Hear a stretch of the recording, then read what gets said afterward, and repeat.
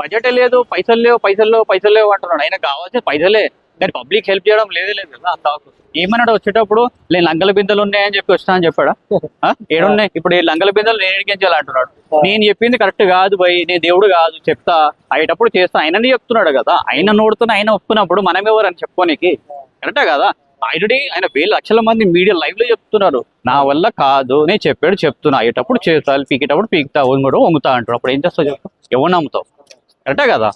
అలా ఇంపాక్ట్ అనేది రానున్నటువంటి జనరల్ ఎలక్షన్ మీద ఖచ్చితంగా ఉండబోతుంటారా? 100%, 1000%. ఏ విధంగా నేను చెప్తాను.